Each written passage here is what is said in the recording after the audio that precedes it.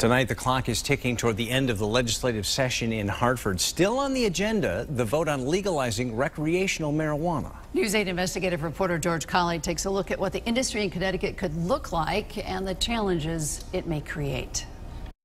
Legalizing recreational marijuana could create thousands, even tens of thousands of new jobs and bring in hundreds of millions of dollars in just the first few years. But before any of that can happen, the legislature needs to vote to approve it. Then the state would need to figure out how to license, regulate, and enforce it. To see what that would look like, we went over to the border of Massachusetts, where pot will be legal on July 1st. The building's pretty much ready, but we have to just build the pods. Dave Caputo is a 21st century farmer.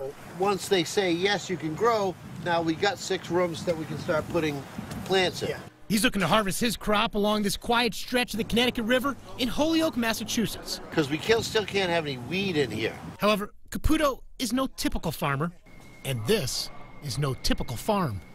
As a farmer, there's not too many products you can sell for $2,500 a pound. It changes the entire economics of farming in a revolutionary way. Pending state approval, this is the future home of Poistronic Farms, a vacant 220,000 square foot 19th century former paper mill. Because people think farms are outside. They don't have to be.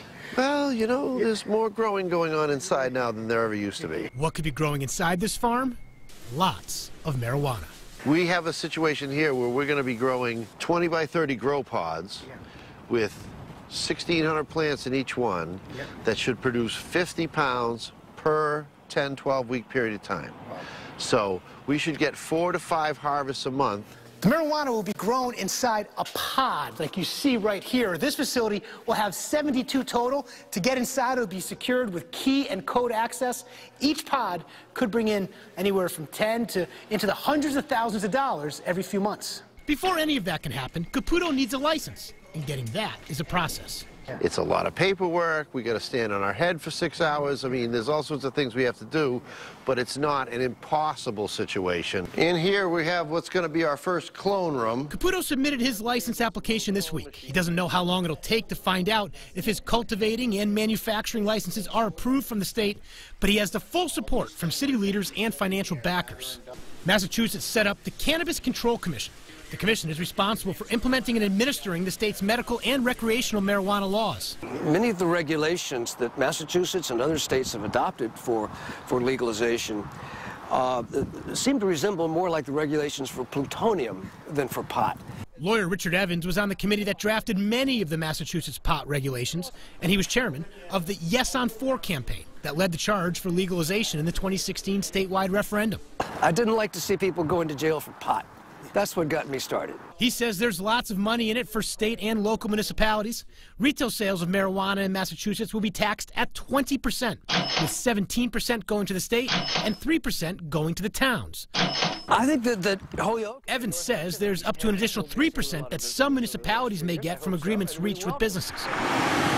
While we still don't know if or when Connecticut may get its share of the marijuana business, law enforcement along the border with Massachusetts is preparing for the challenges of enforcing pot laws. It's not going to be blockades on the state border, but we're certainly going to be very vigilant about this. The federal government still classifies marijuana at the same level as heroin, and it's a federal crime to transport it over a state border. Enfield Police Chief Alaric Fox says one of the challenges with enforcing marijuana laws is there's no scientific test that can determine if someone is high at the time of a traffic stop. So police will need to go on sight or smell, a field sobriety test, or take special training to become a drug recognition expert. Consumption of marijuana, or any other drug for that matter, is going to require a certain degree of interpretation and a certain degree of judgment by the police officer who's investigating. Right here is an example pod. As for Dave and other 21st century farmers, the process of getting the businesses off the ground in Massachusetts may be a model for Connecticut to go by. These things, this is a brand new world. No one's ever done this before. All I asked was the state not to make it impossible for me to go forward. They've done a relatively good job not making it impossible. We're hoping that Connecticut takes the slow road to legalization, because just like you had a casino long before us and all these people from Massachusetts came down and spent money in Connecticut, we want to have a reverse process where everybody from Connecticut comes up to explore Massachusetts and stops at a local store and gets something to bring home. These are just some of the challenges that Connecticut lawmakers are grappling with as they wrestle with the decision of whether or not to create a legal industry here in Connecticut.